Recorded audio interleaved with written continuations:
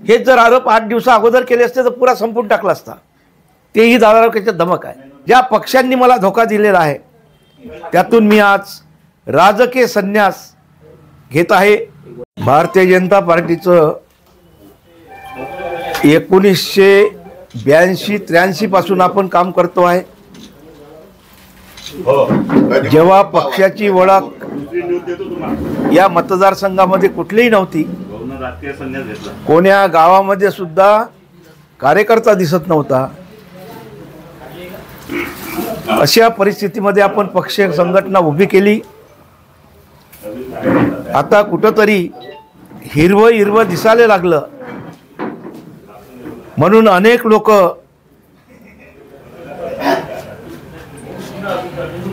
वेगवेगळ्या भावनेतून या मतदारसंघाचं चित्र बदलण्याची भाषा करतात। 2024च्या निवडणुकीमध्ये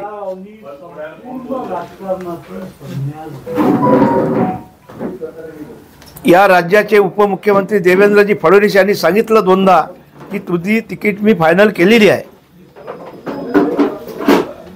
या निवडणुकीमध्ये 28 तारखेला 30 ते 35,000 कार्यकर्त्यांच्या उपस्थितीमध्ये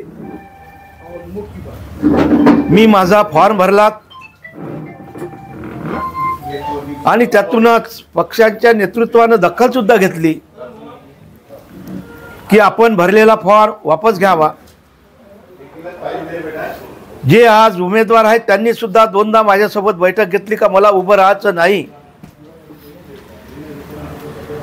असं असताना पक्षांनी जी तिकीट मला दिली होती वेळेवर धोका दिला, माझा मोठ्या प्रमाणामध्ये अपमान केला गेला आणि त्या माध्यमातूनच 4 तारखेला पक्षाच्या नेतृत्वाच्या माध्यमातून मी फॉर्म विड्रॉल केला।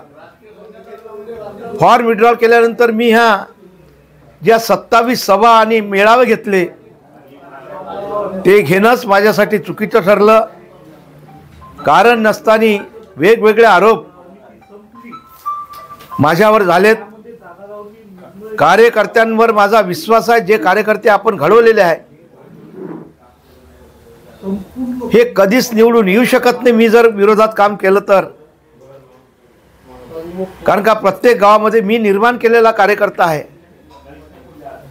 आणि त्या भावनेने तो कार्यकर्ता मी जे म्हणाल तेच करेल। हे जर मला लफडे करायचे असते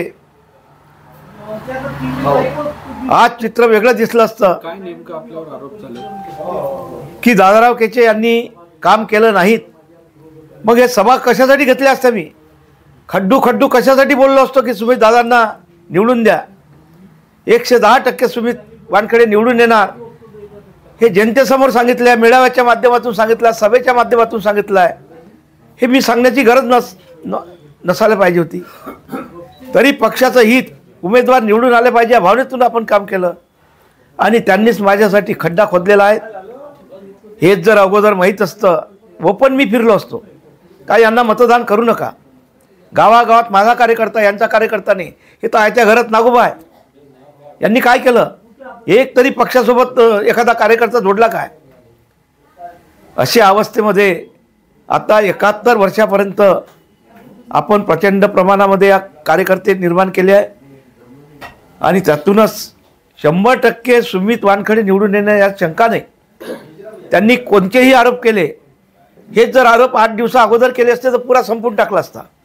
तेही दादारावच्या धमक आहे आणि या माध्यमातूनच आज मी कार्यकर्त्यांचा मान सन्मान ठेवून, समाजाचा मान सन्मान ठेवून, सामाजिक बांधिलकी ठेवून ते काम मी करणार। ज्या पक्षांनी मला धोका दिलेला आहे त्यातून मी आज राजकीय संन्यास घेत आहे। धन्यवाद।